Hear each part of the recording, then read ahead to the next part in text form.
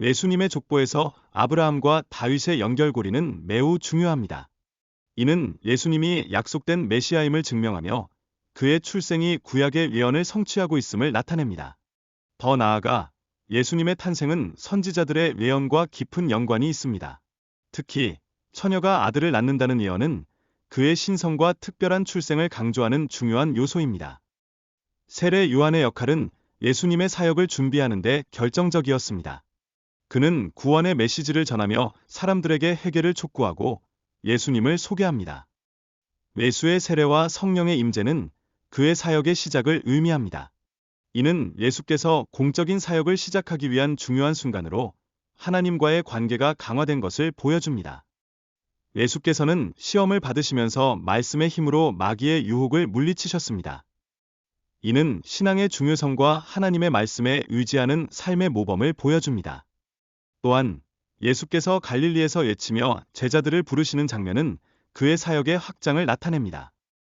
이는 사람들을 하나님의 나라로 초대하는 메시지를 전파하는 중요한 과정입니다. 하늘에 대한 맹세는 하지 말고 땅이나 어떤 것을 두고도 맹세하지 말라는 가르침이 있습니다. 이는 하나님과의 신뢰 관계를 강조하며 우리의 말과 행동이 진실해야 함을 상기시킵니다. 이어지는 가르침에서는 악한 자에게 보복하지 말고 오른뺨을 맞으면 왼편도 돌려주라는 메시지가 있습니다. 이는 용서와 사랑의 중요성을 강조하며 갈등을 피하고 평화를 유지하는 방법을 제시합니다. 더 나아가 원수를 사랑하고 박해하는 자를 용서하라는 메시지가 있습니다. 이는 인간 관계에서의 큰 도전이지만 진정한 사랑과 용서는 하나님과의 관계를 더욱 깊게 만듭니다. 하나님은 하늘에 계신 아버지로서 우리가 원하는 것을 주시기를 원하십니다. 이러한 믿음으로 우리는 하나님께 기도하며 우리의 필요를 구할 수 있습니다. 남을 대접하는 것은 우리의 행동과 태도가 어떠해야 하는지를 보여줍니다. 우리가 남에게 베푸는 대로 우리는 또한 대접받을 것이라는 교훈을 통해 이타심을 배울 수 있습니다. 진정한 믿음은 행함으로 나타나며 하나님께서 주시는 은혜에 대한 우리의 응답입니다. 이 믿음이 우리를 올바른 길로 인도하며 천국에 들어가는 자격을 갖추게 합니다. 예수님은 마태를 부르시고 그의 제자들과 함께 식사하시며 세리와 죄인들과의 관계를 통해 구원의 메시지를 전파하십니다. 이는 하나님께서 모든 인류에게 열린 마음을 가지시기를 원하신다는 것을 보여줍니다. 예수님은 제자들에게 금식의 의미에 대해 설명하시며 혼인집 손님이 신랑과 함께할 때 슬퍼할 수 없다는 비유를 통해 새로운 사역의 필요성을 강조하십니다. 이는 기독교의 새로운 시작과 변화를 상징합니다. 예수님은 믿음이 있는 사람에게 구원의 힘이 있음을 보여주기 위해 혈루증 여인을 치유하시고 관리의 딸을 살리십니다. 이 사건들은 믿음의 힘이 어떻게 기적을 일으킬 수 있는지를 잘 보여줍니다. 예수님은 믿음이 작은 사람들에게 떡이 없음을 두고 서로 논의하는 것이 의미가 없다고 하셨습니다. 이는 신앙의 부족함이 사람들 간의 불화로 이어질 수 있음을 보여줍니다. 또한 예수님은 아버지나 어머니를 나보다 더 사랑하는 자는 합당하지 않다고 말씀하셨습니다. 이는 제자도가 가족의 사랑을 초월하는 헌신과 희생을 요구함을 나타냅니다. 예수님은 안식일에 대한 바르새인들과의 논쟁을 통해 법의 진정한 의미를 설명하셨습니다. 이는 규율보다 인간의 필요와 긍휼이 더 중요하다는 메시지를 전달합니다. 예수께서는 귀신을 쫓아내는 능력을 가지셨으며 이는 바알세부의 힘에 의존하지 않는다고 말씀하셨습니다. 그는 자신의 사역이 하나님의 성령을 통해 이루어짐을 강조하며 하나님의 나라가 이미 임하였음을 알립니다. 예수는 악한 세대가 표적을 구하지만 요나보다 더 큰 이가 여기 있다고 경고했습니다. 그는 회개하지 않는 사람들을 심판대에서 정죄할 것임을 언급하며 솔로몬보다 더 큰 지혜가 그의 안에 있음을 강조합니다. 예수께서 비유를 통해 씨 뿌리는 자의 이야기를 전하며 다양한 땅에 떨어진 씨의 결과를 설명하셨습니다.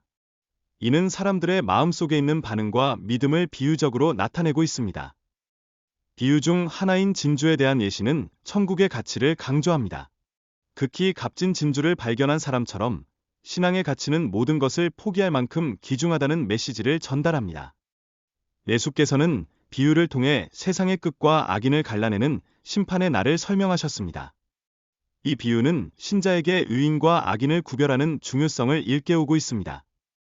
예수께서 제자들에게 신앙의 시험을 통해 의심과 두려움을 극복하도록 가르치셨습니다.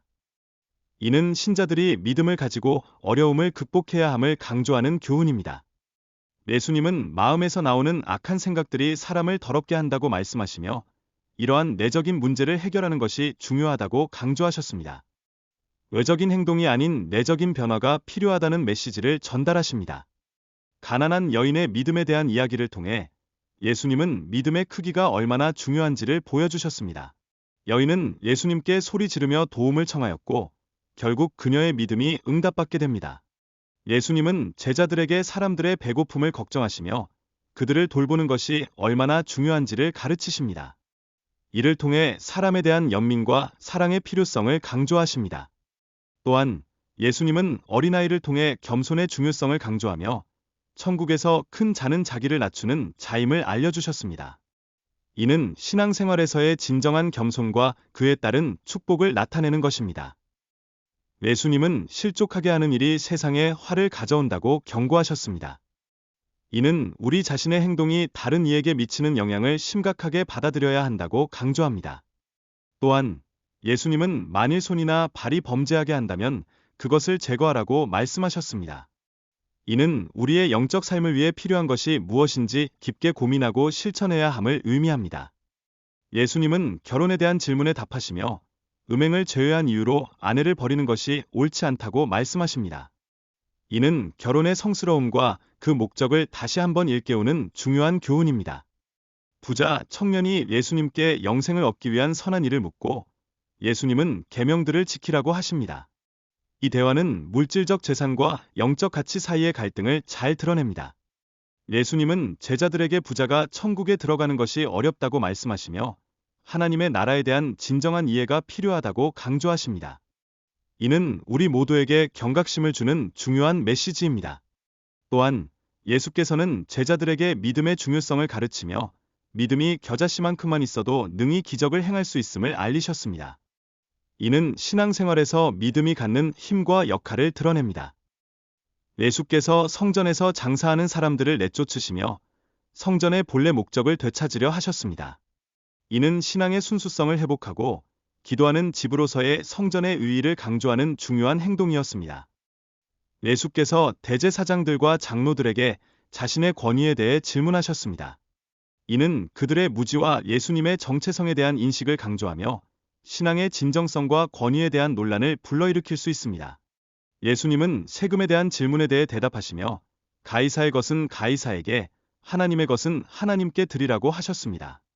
이로 인해 사람들은 그의 가르침의 놀라움을 금치 못했습니다.